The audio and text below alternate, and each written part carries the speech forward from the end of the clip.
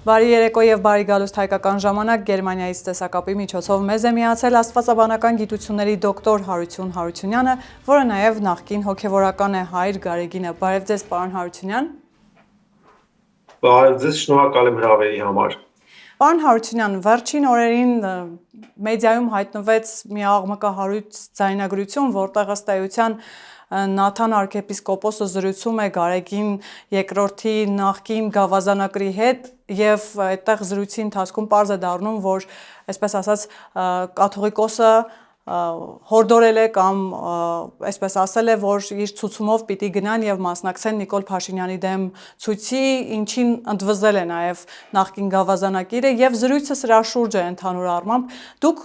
արժանահավատ համարում եք եւ կամ չգիտեմ որպես նախկին հոգեվորական նման միջավայր կա արդյոք մայրաթոռ էջմիածնում, այսինքն որ վերադասը կարող է որևէ բան ստիպել եւ կամ պարտադրել։ Մայրաթոռում այս վերջին 25 տարիներին միշտ այդպիսի միջավայր է եղել, որը ժամանակին մի բաց նամակի մեջ բնութագրել եմ իբրև ստալինյան դարաշրջան, այսինքն այնտեղ միապետություն է տերում եւ շատ տոտալիտար տիպի միապետություն։ Ես հավատում եմ նաեւ Հայր աղանին, որովհետեւ անձամբ իրեն ճանաչում եմ։ 23 թվականին միասին ծրագրեր ենք արել Արցախահայությանը օգնելու ուղղությամբ։ Գիտեմ ինչ ազնիվ երիտասարդ է նա, ինչպիսի մաքուր սիրտ ունի եւ ինքը ինձ պատմել է իր այդ դժբախտությունը, որ եղբայրը մահացել էր 20 թվականի 44-օրյա պատերազմի նախավերջին օրը, նոյեմբերի 8-ին, եւ ես ուղղակի ցնցված էի այդ պատմությունից, որ Հայր աղանին ստիպել են, նախ առաջարկել են եւ հետո ստիպել են ու դա արել է Գաղափարը, այսինքն Գարեգին Կտրիչ Ներսիսյանը, որ անպայման իր ծնողին վերցնի իր որդեկորույս մորը եւ մնացյալ հարազատներին ու մահացած եղբոր նկարով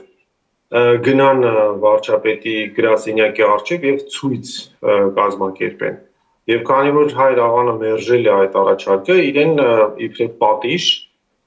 ստիպել են Թեղենիկ գյուղից, այսինքն Կոտայքի մարզից, տեղափոխվել է Վանաձոր եւ ծառայել է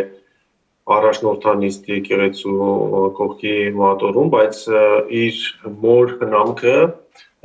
իրականացնելու համար նա պարբերաբար խնդիր է ունեցել եւ դիմել է կաթողիկոսին, որպեսզի իրեն Երևանին ավելի մոտ տեղափոխեն, քանի որ մայրը իր աջակցության կարիքն ուներ, բայց դուք այստեղ կարող եք տեսնել այդ դաժանության եւ սադիզմի աստիճանը, որ Գարեգին Կտրիչ Ներսիսյանը մերժել է այդ բոլոր առաջարկները, ինչի հետևանքով այս հրաշալի հոգեվորականը գրել է իր հրաժարականը եւ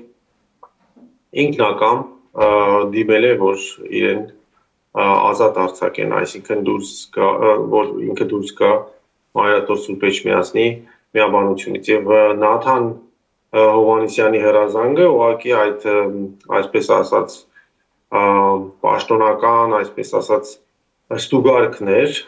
թե արդյոք դու վերջնական որոշել ես ուզում ես հեռանալ մեզանից թե ինչ ու եթե նկատեցիք այդ զրույցի մեջ ոչ մի կարեկցանք չկա այս երիտասարդի մասին, չնայած ինքը բորբոքված պատմում է իր զգացմունքները, իր վիշտը շատ հստակ երևում են իր խոսքից, բայց Նաթանը շատ հանգիստ ոճով ասում է դե լավ, եթե վերջնականը վերջ ու երկրորդ մասը խոսակցության շատ ավելի հետաքրքիր էր ինձ համար, որովհետև այնտեղ զրույց է գնում Նաթան Հովհաննիսյանի, այսինքն կարգապահական հանձնաժողովի նախագահի եւ այդ գրասենյակի համակարգողի Պարույր Քահանայի միջեւ ու զրույցը այնպես է, կարծես թե իրենք զովք սուպերմարկետների շղթայի ինչ որ մի վաճառողի ուղղակի տեղափոխում են մի տեղից մյուս մասնաճյուղ, այսինքն այնքան sense պրոֆեսիոնալ ձևով այնքան արագ իրենք ասում են դե էլ կարիք չկա կանչելու, վերջ որոշված է, հարցը փակում են։ Իսկ կարգապահական հանձնաժողովը պարոն Հարությունյան ըստ էության ինչ անելիք ունի եւ այս դեպքում ինչպես կարող էր միջամտել օրինակ նույն Տեր-աղանի հետ տեղի ունեցած գործի այդ շրջանակներում։ Շատ լավ հարց է, որովհետեւ այն ժամանակ երբ ես ծառայել եմ, ընդհանրապես չկար կարգապահական ժողով եւ ուղղակի մի անձի, այսինքն կաթողիկոսի ստորագրությամբ մարդկանց ճակատագրեր էին կործանվում։ Այնտեղ մի, ասենք, բացատրություն էր գրվում, օրինակ անհնազանդության համար, օրինակ ես նշել եմ, որ ինձնից առաջ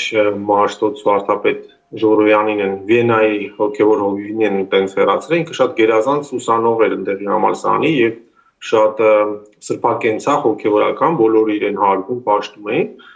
Եվ ասենք 3 ամիս էր մնացել ուսումը մագիստրատուրան ավարտեր, բայց կաթողիկոս ասաց չէ, հետ արի, պետք չի ինձ քո դիպլոմը։ Ու քանի որ այդ տղան մերժեց, իրեն ուղղակի տենց անհնազանդության համար կարգալույծ արեցին։ Հիմա, բայց մենք քանի որ մի քանի անգամ տես գրեցինք, բողոքեցինք, ստեղծել են այս մի քանի տարի առաջ կարգապահական հանձնախումբ կա, բայց ես ձեզ ուղղակի քանի որ դուք հայկին եք, չեմ կարող ձեզ այսպես ուղղակի ասեմ, թե ինչպիսի անձնավորություններ են ներգրավված այդ հանձնախմբի մեջ, սա 18+-ին է, էլի արդեն վերաբերվում է, ինչպիսի եպիսկոպոսներ են, ինչպիսի բարգեր իրենք ունեն։ Ուղղակի Նաթան Հովհաննիսյանի համար ասեմ, որ դե բոլորը եկեղեցում ծառայող տղաները գիտեն, որ այս մարդու մականունը Նատաշա է, ու երբ որ մենք ընդունվեցինք ճեմարան, մենք մի լավ դասախոս ունեինք սոլֆեջոյի, Ռուբեն Շարբաթյան, որ ինքն է կոնսերվատորիա էր ավարտել, սովորել էր նույնպես ոնց որ Նաթան Սրբազանը ժամանակին կոնսերվատորիայի ուսանող եղել, ասեց տղաներ զգուշ եղեք, այս Նաթանին մենք ձեռքով չենք բարևում իրեն, ու չենք համբուրում իրեն։ Մենք չհասկացանք ինչ խնդիր կա, հետո բայց դեպ ճեմանում ֆուտբոլ էինք խաղում, Նաթանը այդ ժամանակ վարդապետ էր, գալիս էր, ասես մոտիկից նայում էր, ժպտում էր, ասում էր շորտիկ ինչի եք հագել, ձեր ոտքերը ինձ գայթակղեցնում են։ Ու հետո այս ավակ կուրսի տղաները կամ վերակացուները մեզ ասում են հանկարծ չգնաք իր սենյակը չմտնեք, վտանգավոր է։ Ու ամբողջացնելու համար այս պատկերը ասեմ, երբ որ ես Լոնդոն գնացի, մի էկումենիկ այցով այնտեղ էի, այնտեղի բնակիչ հայ համայնքի ներկայացուցիչներ ասում են մենք Նաթանից հաղորդություն չենք ուզում ստանալ, որտեղ Նաթանը այդ ժամանակ այնտեղի առաջնորդն էր Անգլիայի, ասում ինչի չեք ուզում հաղորդություն ստանալ, ասում են որովհետև ինքը միշտ իր փեսայի հետ ամենտեղ միասին են գնում։ Ես հարցրեցի ինչ է սա նշանակում, ասում են դե որովհետև սա ոչ թե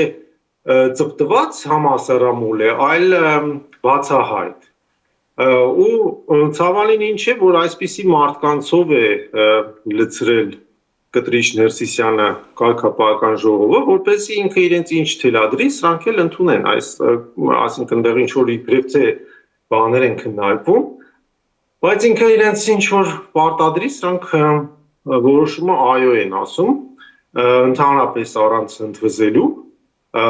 եւ այդ process-ի մեջ ցավալին ինձ համար այն է, որ ոչ մի թափանցիկություն չկա, այսինքն իրանք ասես ձևական հայտարարում են, թե մենք զանգեցինք հետա Հայրաղանի հետ խոսեցինք կամ հիմա այս նոր արդեն Տեր Արամին Հովանավանքի ինչ որ նամակ են գրում, առանց հիմքերի կանչում են, բայց դրան հակառակ, եթե ասենք դատավարություն է լինում, ասենք մի ժողովրդավար պետության ու հասարակության մեջ, մենք սա հանրային ձևով ենք չի անում, Բագրատ Գալստանյանի, Միքայել Աջապարյանի դատավարությունները, որ իրենք նույնիսկ անեծքներ են հելնում խոսում դատարանի դահլիճում կամ ասենք իրենց այդ հռետորաբանությունը քարոզում, կարգապահական ժողովը տենց չի, իրանք չեն գրում ինչի համար են հրավիրում, չեն ասում ինչ է այնտեղ քննարկվել, ինչ-որ գաղտնի փակ դռների հետևում ազգային փողերով ուսանած, կրթված երիտասարդ հոգևորականների ճակատագրի հետ են խաղում։ Այսինքն սա միապետության դիկտատուրայի շարունակությունն է, ուրիշ ոչինչ։ Պարոն Հարությունյան, ես ճիշտ հասկացա ձեր խոսքից, որ եկեղեցում ըստ էության ներսում այնպիսի հիմա բարքեր են տիրում, որոնց մասին անգամ եթերային չեք համարում զրուցել։ Ճիշտ հասկացա ես ձեզ։ Ես երբեք ինձ թույլ չեմ տա հայ կնոջ հետ այդ թեմաների մասին խոսել, ոչ էլ ասենք հանրությանը բարձրաձայնել, փակագծերը բացել, որտեղ դա իրոք ահավոր է։ Իսկ ինչ են արել իրենք, որովհետև այս առումով էլ շատ մեղադրանքներ կա նույն կաթողիկոսի ուղղությամբ, նրա եղբոր ուղղությամբ, բայց ամեն դեպքում դուք որպես ներսի մարդ, որպես հոգևորական, որպես մարդ, ով շփվել են արև իրենց հետ անձնապես։ Հա, ես կասեմ, որ իրենք բացարձակապես հեռու են հոգևորականի կոչումից, այսինքն իրենք զբաղվել են ընտանեկան բիզնեսով, իրենց եղբայրն էլ երրորդ եղբայրը եղել է Մայրաթորի ճաշարանի վարիչը, հիմա դարել է ոսկեհատ բան, ոսկեհատ, թե ինչպես է կոչվում այդ գյուղը, դրա գյուղապետը, ու իրենք ինչպես ուզել են, տնօրինել են, թե նվիրատվությունները, թե մարդկանց ճակատագրերի հետ են խաղացել, ինչպես որ ուզել են, եւ ամենասարսափելին այն է, որ իրենք ծառայել են Ռուսաստանի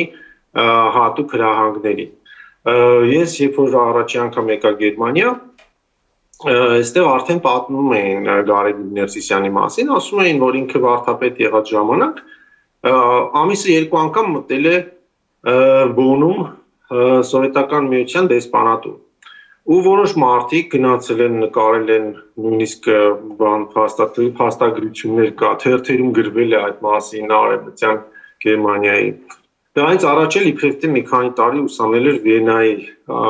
աստվածաբանական համալսարանում, բայց ինքը չունի ոչ դիպլոմ ունի, ոչ մի ասենք քննության թերթիկ ունի, այն ոնց որ ասում են մեզ մոտ ստուգարքի նույնիսկ տետրակ չունի։ Հետո որ մի օր բացահայտվել է իր այդ բանը,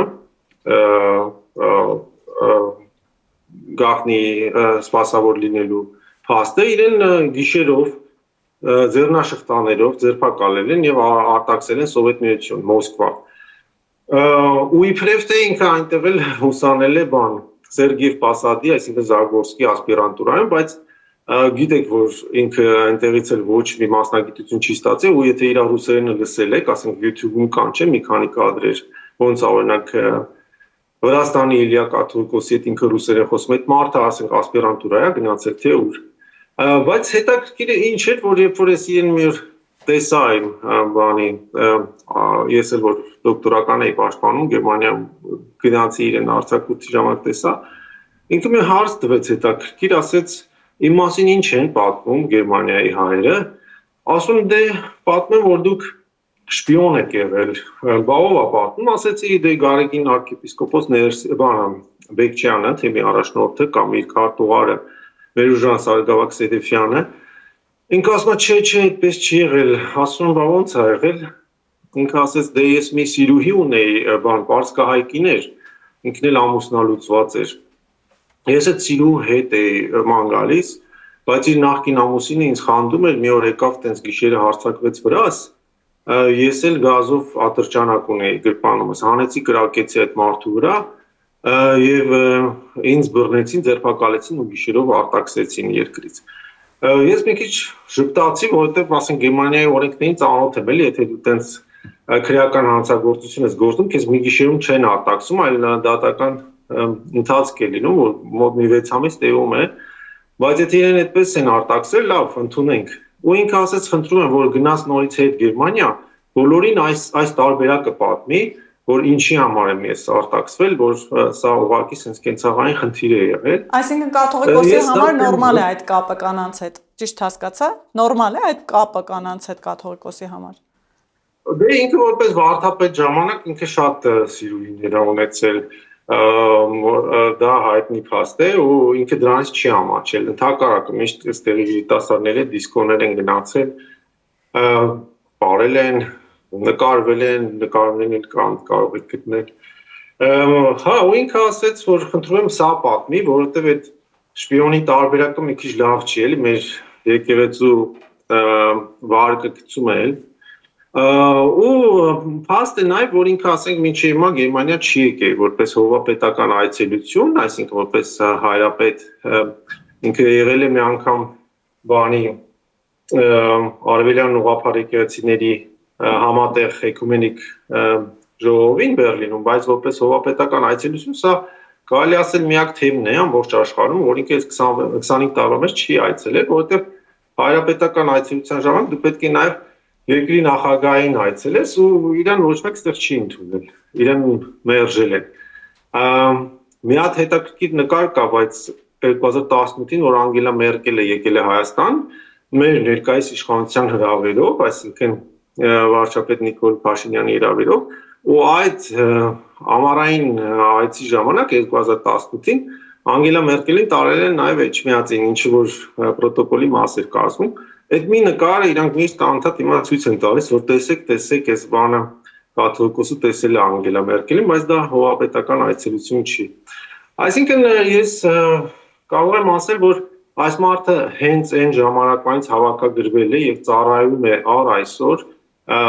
Ռուսաստանի շահերին, այսինքն այն ժամանակ սովետական KGB-ին, իսկ հիմա ռուսական FSB-ին, ու դրա համար ինչ ասեմ, ինքը եւ իր եղբայրը միշտ հրահանգներ են ստանում, հետեւում են այդ հրահանգներին եւ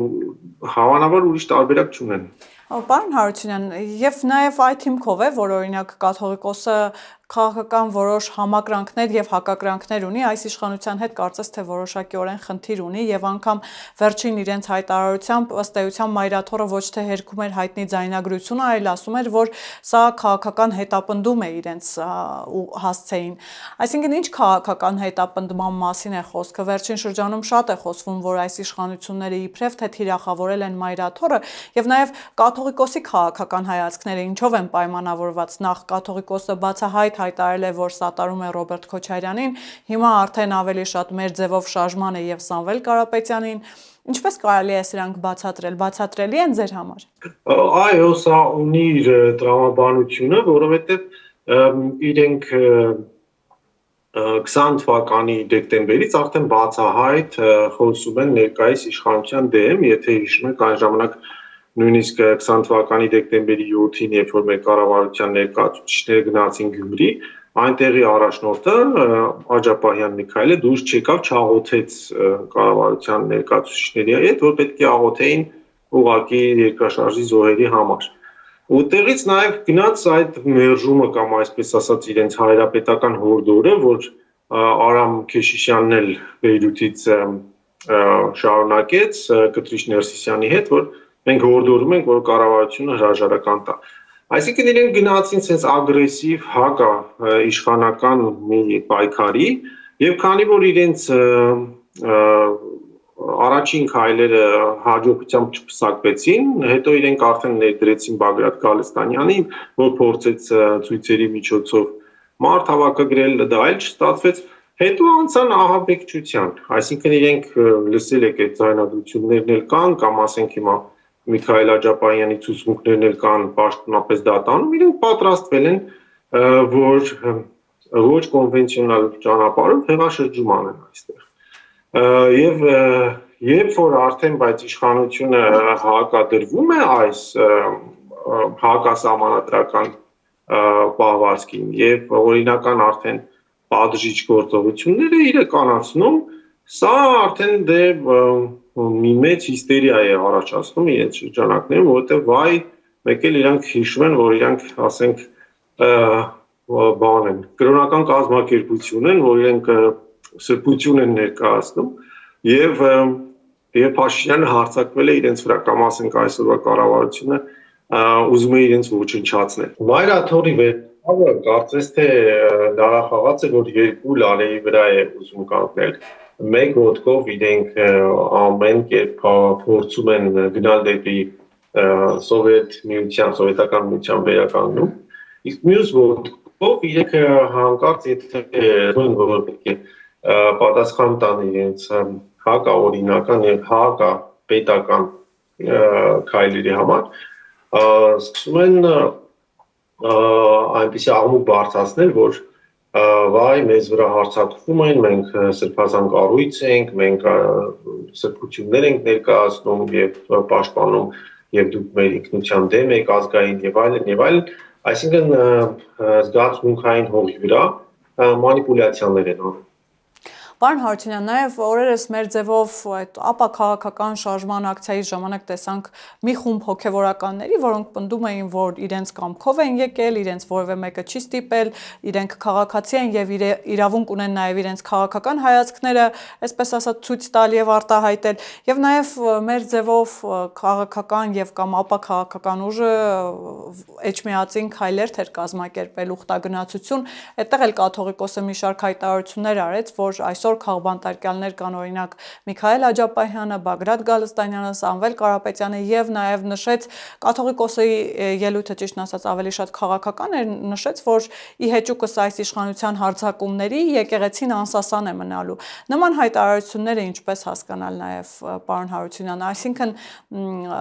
հոգեվորականները արդեն անթակույց քաղաքական հայտարարություններ են անում եւ քաղաքական հայտ են ներկայացնում այն դեպքում, երբ նաեւ ասում են, որ իրենց դեմ քաղաքական բռնաճնշումներ կա։ Այո, սա շատ խորհրդանշական է եւ եթե նկատեցիք, օրինակ 3 Հռոմում, Վատիկանում շատ մեծ արարողություն եղավ, որ հայ կաթոլիկ առաջնորդներից մեկը Իգնատիոսը, որ նահատակվել է ցեղասպանության ժամանակ, սրբադասվեց։ Եվ պարոն վարչապետին Նիկոլ Փաշինյանին հրավիրել էին Հռոմից,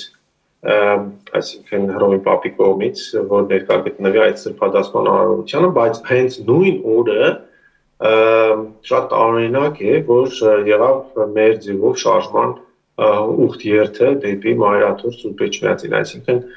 կաթողիկոսի համար շատ ավելի կարևոր էր այդ Ռուսաստանից ուղարկված Սամվել Կարապետյանի խմբի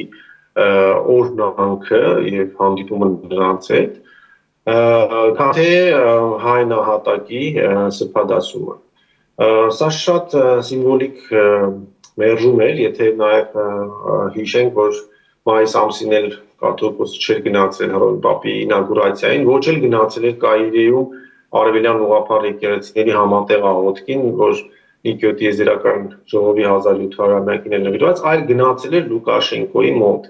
Հիմա այստեղ մի քանի հարց կա։ Ինքը գնում է Բելարուսիա,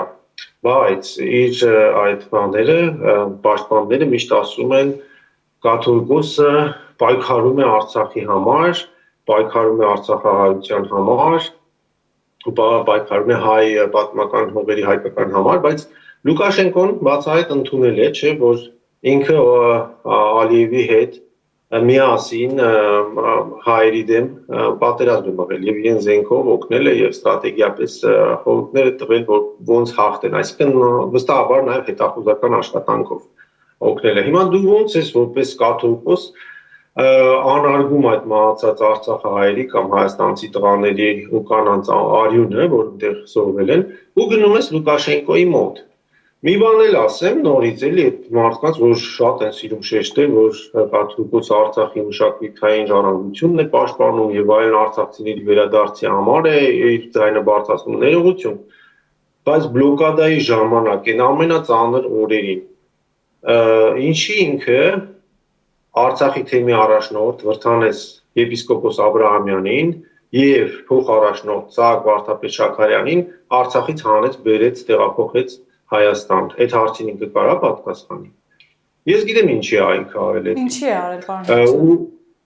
Հա, որովհետեւ ինքը գիտեր, որ այս երկու տղաները շատ հայրենասիր անձնավորություններ են, ծնունդով արցախցի են, ու իրանք եթե այնտեղ մնային, իրանք երբեք չէին թողի մի օրում Արցախը կապիտուլյացիա ստորալ։ Այսինքն իրենք ոտքի կանեին ժողովրդին, ու Սարդարապետի պես այնտեղ կկռվեին։ Այսինքն կմնային ինչ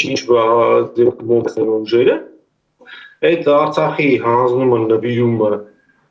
Լավրովի հորինած ռուսական փաթեթով տեղի չէր ունենա։ Դրանից ինքը լիկվիդացրեց, այսինքն գլխատեց Արցախի թեմը այդ օրերին, այդ ամենածանրերին, ապրիլին տանեց Սփազանին վերեց, մայիս ամսի վերջին Հայր Սահակին վերեց։ Այսինքն այս մարդուն դուք հələ հավատում եք ու մտածում եք, թե ինքը բան է, հայրենասեր է եւ այլն։ Ես կասեի շատ հստակ գրծված ծրագիր է, իրանք հիմա այսօր նաև հասկացան, որ Բագրատ Սփազանի այդ ահաբեկչության բանն էլ չեղավ, մոդելը չաշխատեց, Հիմա մի քիչ փորձում են այս վրացական ձևով գնալ, ոնց որ Իվանիշվիլին բերեց գումարներով ժամանակին մտավորականներին կաշառեց, կամ ասենք եկեղեցու եպիսկոպոսներին վրաց եկեղեցու կաշառեց, նույն ձևով հիմա Սամվել Կարապետյանի գումարներով փորձում են այս մեր ձևով, այսպես ասած շարժումով հակակշիռ ստեղծել ու չգիտեմ, եթե մի հոգևորական է ձեր ասացի պես ինքնակամ գնացել է ազատության հրապարակ եւ ինքնակամ սատարում է այդ շարժմանը, ես խնդիր չունեմ դրա հետ, կամ ասենք դա ժողովրդավարական իրենց իրավունքն է, կարան գնան, բայց ես մի հարց ունեմ, էլի, եթե ես ընդերից տեսա, որ Սյունիքից ասենք եպիսկոպոս ա եկել, Մակար եպիսկոպոսը, կամ ասենք բանից Արթիկից Նարեկ եպիսկոպոսն ա եկել, կամ Վանաձորից Հովնան եպիսկոպոսը, իրանք ինչ միջոցներով են եկել, մարշրուտկային նստել Տոմսեն արել եկել են, թե ծառայողական մեքենայով են եկել, այդ ում բենզինով են իրանք այդ մեքենան լիցքավորել, սա ազգի տված փողերն է, չէ, ոնց են իրանք տես տեղաշարժվում, կամ ասենք իրենք Նավասար Սրբազան Կճոյանից գրավոր թույլտվություն ունեն, որ իրանք գան այս թեմի ներսում Երևանի, սենց քաղաքական գործունեություն ծավալեն։ Սա էլ Նիկեոտ Եզերական ժողովի 15-րդ կանոնն է, որ արգելվում է, որ ուրիշ եպիսկոպոսները մտնեն քո կանոնական տարածք, արգելվում է, որ քահանաները, սարգսակները գան ինչ-որ գործունեություն ծավալեն։ Ունեն իրենք գրավոր թույլտվություն։ Հարց,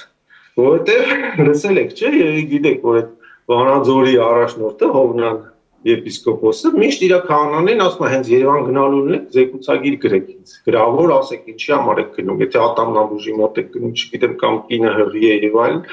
գինեկոլոգի մոտ եք գնում պետք է գրեք տակ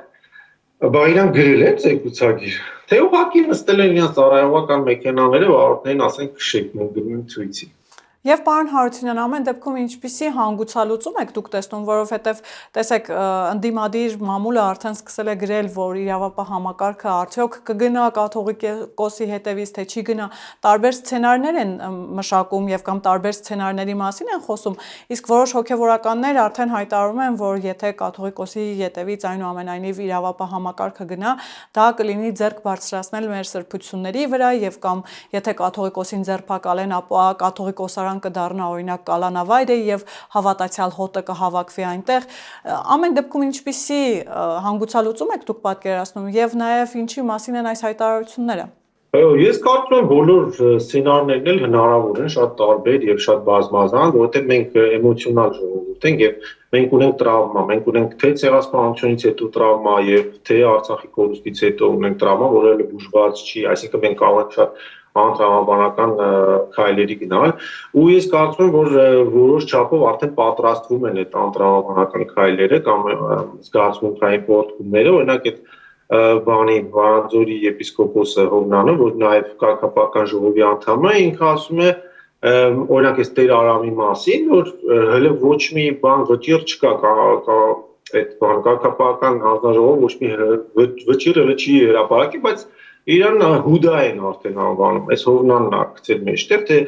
ասենք ես չգիտեի, որ հայ եկեղեցին ռեինկարնացիային հավատում ա, որտեղ հուդան մահացել ա, չէ, ինքը ինքնասպան ա եղել։ Ինչպես եք հուդա բառը նորից կիրառում էլ, կամ եթե վճիռ չկա, բան անմեղության կանխավարկածը ոնց է խախտում, ինչի վիճակը։ Այսինքն իրանք ամեն ձև փորձում են կասեցնել կամ ասենք Ձեզ մոտ եղել է, չէ, Հայրխորեն Հովհաննիսյան, որ նախկին լավ ծառայող հոգևորականներից ա եղել, հետաքրքիր պատմություններ ա, չէ, պատմը, որ ինքը ասենք նույնիսկ հիվանդ ժամանակ, քրոնիկ ժամանակ հիվանդության չի ստացել աշխատավարձ։ Նույն ձև իրանք այս հանգարց եթե մեկը ուրիշ բան ասի կամ չգնա ցույցի, վստահաբար իրանք աշխատավարձները կկտրեն ու այս շարժումը իրենք կփորձեն ամեն կերպ տենց գեներացնել որպեսզի լինի ընդվզում։ Դրա մասին է խոսում նաև Զանգեր Բուլանջելը, ինչպես այսօր տեղեկացանք Գյումրիում էլ քաղաքապետի ժամանակ այդպես Սարդարապետի կոչեր այսպես սկսեցի հնչել եւ ցավալի է որ այսպես գեներացվում է ներքին պարակտում, գեներացվում է ներքին ագրեսիա եւ աստված չանի որ ինչ որ բախումներ լինեն կամ եղբայրասպանություն լինի մեր ազգի ներսում, որովհետև դա ոչ մի կերպ չի կարելի անդրադարձնել, արդարացնել, բայց Եթե անկեղծ լինեմ, ես ամեն տեսակ լուծումների սպասում եմ։ Այսինքն իրավապահ համակարգի իրավունք ունի գնալ ամեն դեպքում կաթողիկոսի ետևից, թե ինչպես օրինակ որոշ հոգևորականներ հայտարարում են, դա կլինի ձեռք բարձրացնել սրբության վրա։ Իրենք գիտեք, շատ հետաքրքիր այդպեսի նարատիվ են օգտագործում, որը նաև մինչև քրիստոնեություն ընդունելը մեզ մոտ եղել այդ մեծերի պաշտամունքը, ասենք արաբական երկրներում կա բեդուինների մոտ կա, որ մեծը սպիտակ ալեհերը բան է, էլի, այս պաշտելի մարդ է, ոնց որ սուրբ է։ Հիմա ասենք մայրաթորում էլ Վազգեն վեհապարի մասին եթե ասես, այն հին աշխատողները մինչև հիմա ասենք Վազգենին պաշտում են, Վազգեն առաջինին, կամ ասենք գյուղերի մատուրները որ մտնեք, օրացույցից կտրած իր նկարը դրած է, չէ։ Հիմա այս կաթողիկոսը Կտրիչ Ներսիսյանը ինքը փորձում է այդ ստվերի տակ մտնել։ Այսինքն ինքը իմիտացիա է անում այդ իր փոքր ցածրաշրջան հոգևորականներին, ասում է տարածեք այդ լուրը, որ դուք կհարձակվեք սրբության վրա, եթե ինձ կպնեք։ Դրա համար է ինքը այդ մավզոլեը սարքել, այսինքն այդ դամբարանը, որ նաև ուզում է Վազգեն առաջինի աճունն էլ հանի եկեղեցու պատի տակից, Խրիմյան հայրիկինն էլ ուզում հանի, տանի այդ դամբարանում ինչ-որ միտեղ կորցնի, որպեսզի ամեն ինչ խառնվի իրար, այսինքն ինքը ուզում է շիլաշփոթ անի։ Սա շատ մեծ ինտրիգա է եւ ես իրոք ցավում եմ, որ մենք ձեզ հետ միասին վկան եղանք այսպիսի տխուր իրադարձությունների ու կարծում եմ այստեղ շատ դժվար է վերլուծել, թե ինչպիսի հանգուցալուծում է սպասում։ Ես գիտեմ միայն մեկ բան, որ թե վարչապետը եւ թե կաթողիկոսը մեկը մյուսից հրաժարական են, չէ, պահանջում։ Ուրեմն այստեղ արդեն կոմպրոմիսի հնարավորություն չկա, ինչ որ մեկը պետք է հեռանա։ Այսինքն այլ ընտրանք չկա, այլ տարբերակ չկա, երկուսից մեկը պիտի հեռանա այս ստեղծված իրավիճակում։ Այո, որովհետև ընդհանուր էսկալացիան, այսինքն այն աստիճանի է արդեն բարձրացել եւ այդ գարնանային վիրավորանքներից հետո հիմա արդեն սկսվել է ուղղակի արդեն բացահայտման փուլը, որ երևում է թե ով է, ով ում է ծառայում։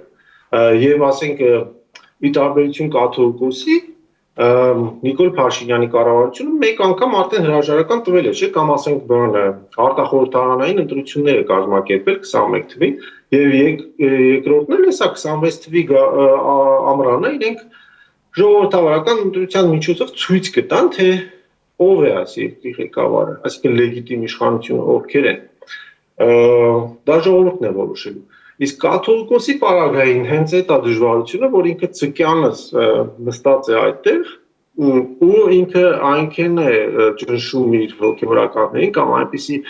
ստոր մարդկանցով է հավաքում իր այդ կողքի միջավայրը ու կարգապահական ժողովը,